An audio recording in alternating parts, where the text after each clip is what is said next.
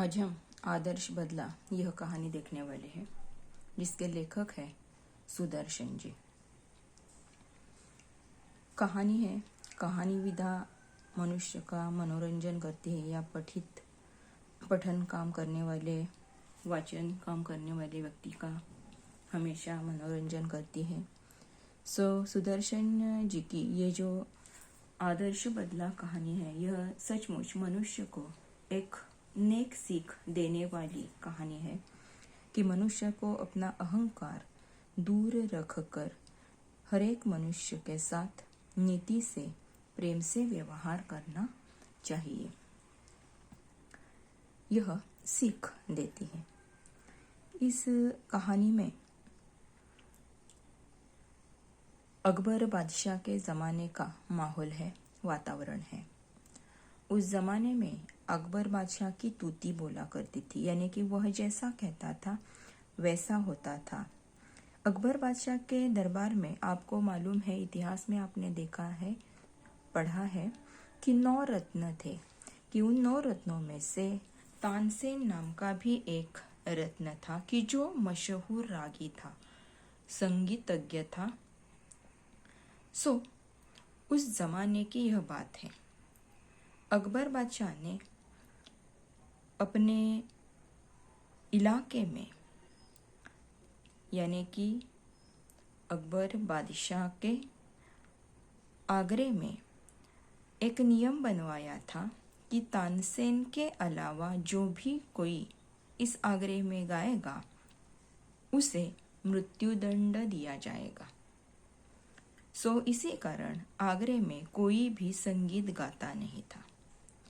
लेकिन एक दिन प्रभात का समय था, सुबह थी, सूरज की किरणें अभी अभी आ गई थी और अचानक कुछ साधु सुमर भगवान को यह गीत गाते हुए आगरे के बाजार से गुजर रहे थे।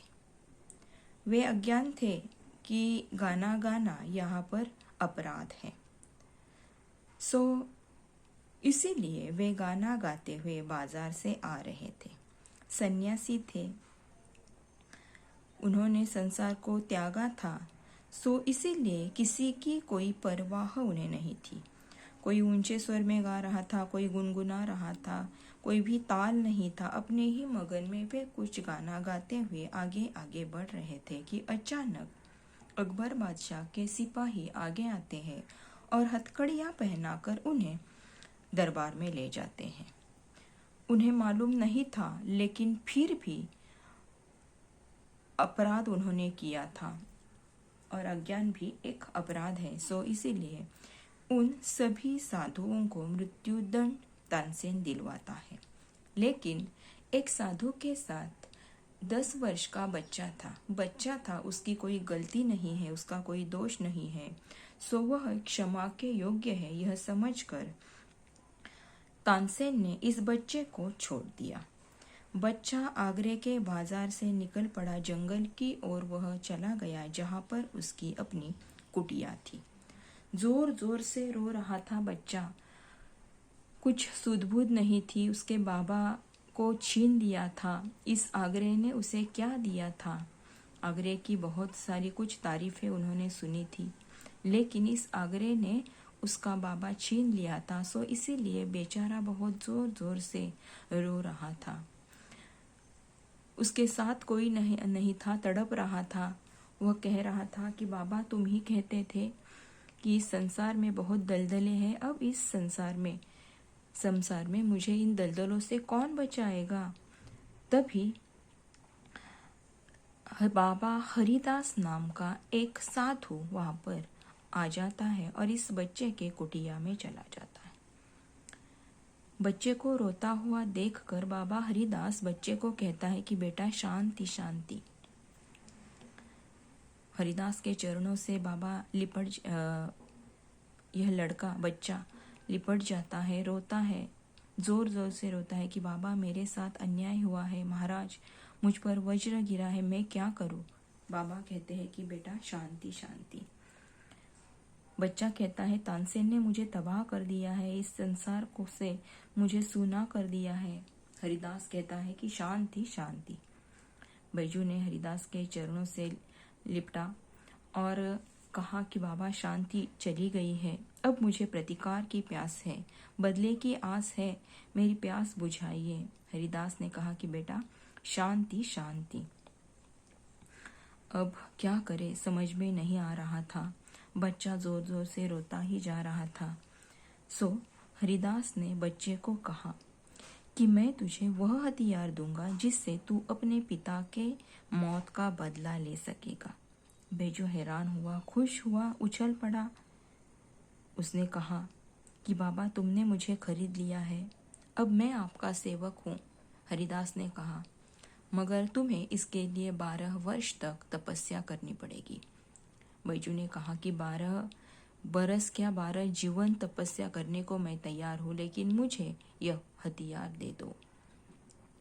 हरिदास ने अब उस बच्चे को संगीत सिखाना शुरू कर दिया है और संगीत सिखाना शुरू करते करते करते पूरे 12 बरस बीत चुके हैं। जगत में बहुत परिवर्तन आ गया है, बदलाव आ गया है और अब यह बच्चा बैजू बावरा बन गया है और राग विद्या में निपुण बन गया है। उसके स्वर में एक जादू है, आश्चर्यमयी एक मोहिनी है। वह गाता तो पत्थर पिघल जाते हैं, पशु पंछी मुग्ध रह जाते हैं, झूमते रहते हैं, सब लोग वाह वाह करते रहते हैं, हवा मानो रुक जाती है। इस तरह की जादू मोहिनी इस बैरागी बैजू बावरा में है। एक दिन हरिदास ने हंसकर उससे कहा कि बस, मेरे पास जो भी कुछ था मैंने तुझे दे दिया है। अब तू गंधर्व बन गया है, इस कला में निपुण बन गया है, रागी बन गया है। बैजू कहता है कि आपने मुझ पर जो उपकार किए हैं वह मैं जन्म भर तक नहीं भूलूंगा, वह जन्म भर तक मेरे सिर से उतरेगा नहीं। हरिदास ने कहा, बेटा कुछ और कहो। बैजू ने कहा, तुम कहो। हरिदास ने कहा, पहले तुम प्रतिज्ञा करो। बैजू ने सोच विचार न करते हुए प्रतिज्ञा कर ली और कहा कि मैं प्रतिज्ञा करता हूँ। हरिदास ने कहा कि इस राग विद्या से तुम किसी को हानि नहीं पहुंचाओगे। बैजू का लहू सूख गया, वह चुप हो गया। क्या करे क्या नहीं उसके समझ में नहीं आ रहा था। एक क्षण में वह चुप हुआ, पानी पानी हो गया। उसने सोचा कि इतने बरस की भी तपश्चर्या अब नाकामयाब हो गई है, इस तपस्या पर पानी फिर गया है। कुछ दिन बाद यह साधु नवयुवक आगरे के बाजार से गाता हुआ जा रहा है। अपने ही धुन में मग्न गीत गाता हुआ लोगों ने देखा तो सोचा कि इसकी शायद मौत पास आ गई है। कुछ लोग इसके गाना सुनकर मंत्रमुग्ध हो गए हैं। कुछ लोगों ने सोचा कि इसे रोक ले ताकि मौत न आए, लेकिन उसके पास जाते ही वे भी मंत्रमुग्ध हो गए हैं। इस तरह जिस तरह समुंदर में लहरें उठती है और समुंदर में बहती रहती है, उसी तरह इस बैजू बावरा के पीछे पीछे लोग जमाव करके बहने लगे हैं। यह कौन रागी है कुछ समझ में नहीं आ रहा है। धीरे धीरे यह बात सभी आगरे में फैल गई और अकबर बादशाह के दरबार में फैल। तानसेन ने सिपाहियों को भेज दिया। सिपाही हथकड़ियां लेकर साधु के पास दौड़े चले आए और उनका रंग ही पलट गया। साधु के मुखमंडल पर तेज था, उसके चेहरे पर जादू थी, एक शक्ति थी उसके पास शायद। सो यह सिपाही भी उसका गाना सुनकर मंत्रमुग्ध हो गए। वे वहां पर किस लिए आए हैं उनके समझ में नहीं आ रहा था। उन्हें किसी ने भेज दिया है, इस साधु को हथकड़ियां पहनाई है, बादशाह ने आदेश दिया है, सारी बातें वह भूल गया है। यह सिपाही भूल गए हैं और उसके पीछे चुप गाना सुनते रह गए हैं। बहुत देर बीत गई है, पूरा जन समुदाय इस साधु के साथ साथ चला गया है और साधु इन लोगों के जमाव से भरा हुआ अकबर बादशाह के दरबार के सामने चला गया और यह गाना सुनकर तानसेन बाहर आ गया और जोर से चिल्लाया। सबको सूद आ गई। बैजू बावरा चुप हो गया और सिपाहियों को सूद आ गई और उन्होंने तानसेन बैजू बावरा को हथकड़ियाँ पहनाई। तानसेन के ने जो उन्हें कहा था वह उन्होंने किया था।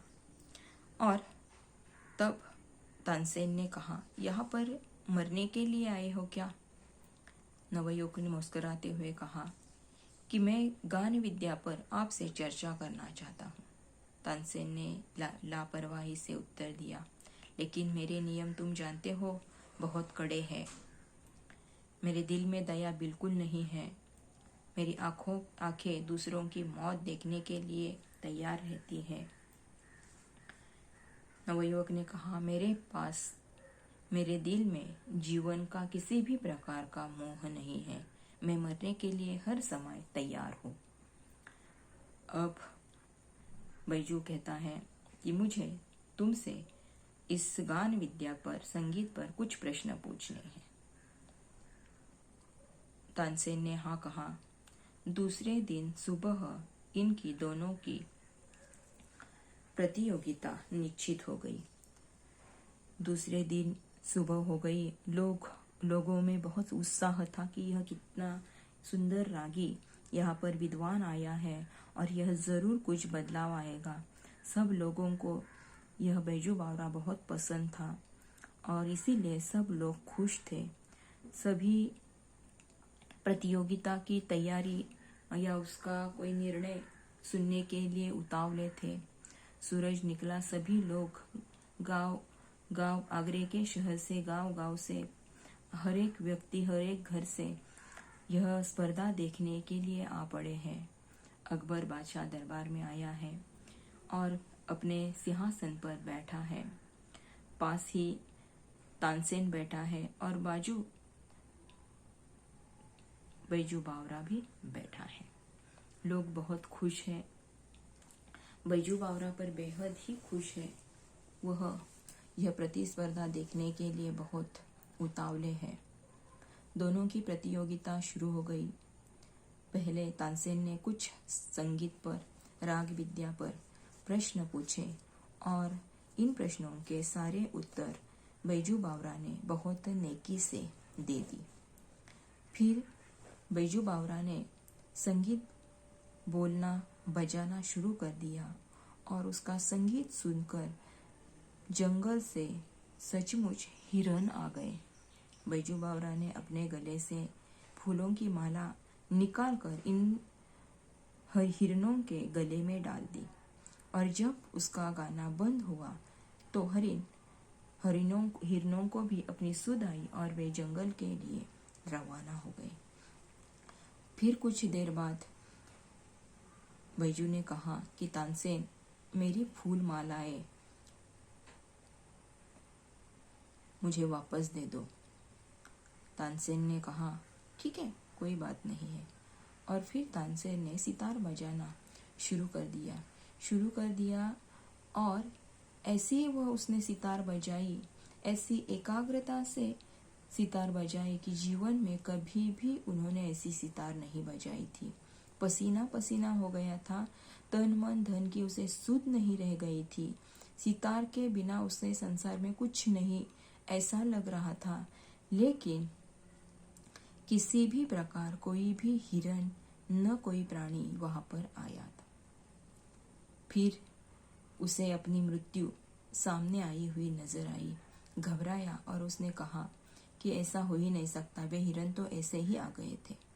बहुत समय बीत चला गया और फिर तानसेन से जब हिरन नहीं आए तो बैजू बावरा ने फिर सितार बजाना शुरू कर दिया और उसके संगीत से कुछ ही देर में वही हिरन फिर दोबारा बैजू बावरा के पास आ गए।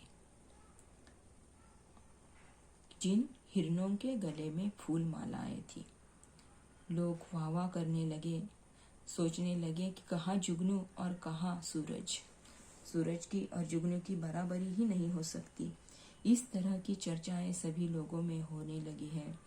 अब अकबर बादशाह ने निर्णय सुनाया है कि बैजू बावरा जीत गया है और तानसेन हार गया है। लेकिन फिर भी तानसेन अकबर बादशाह को बहुत ही प्रिय था। सो इसीलिए वह बहुत चुप था, दुखी था। अब तानसेन को अपनी मौत सामने नजर आई। कांपता हुआ, थरथराता हुआ वह बैजू बावरा के पाँव में गिड़गिड़ाने लगा कि मुझे जीवन दान दो, मुझे जीवन न्यौछावर कर दो। बैजू बावरा ने कहा कि मुझे तुम्हारे प्राण लेने की कोई भी चाह नहीं है, लेकिन मैं इस निष्ठुर नियम को उड़वा देना चाहता हूँ कि आगरे की सीमा के अंदर कोई भी गाना नहीं गा सकता। अकबर बादशाह ने अधीर होकर तुरंत कह दिया कि इसी क्षण में यह नियम उड़ा देता हूँ। तानसेन बैजू बावरा के चरणों में गिर गया और दीनता से कहने लगा कि मैं यह उपकार जीवन भर नहीं भूलूंगा। बैजू बावरा ने जवाब दिया, 12 बरस पहले की बात है, आपने एक बच्चे की जान बख्श दी थी। आज उसी बच्चे ने आपकी जान बख्श दी। तानसेन हैरान हो गया, देखता ही रह गया और उसे बीती हुई बात दोबारा धुंधलती हुई अपने नजरों के सामने याद आ गई। इस तरह बैजू बावरा ने अपने पिता का आदर्श बदला तानसेन से ले लिया था, अकबर बादशाह से ले लिया था और अपना आदर्श, अपनी नम्रता यहाँ पर प्रस्तुत कर ली है, प्रकट कर ली है। ठीक है, आगे का हम बाद में देख लेंगे। ओके, ठीक है, धन्यवाद।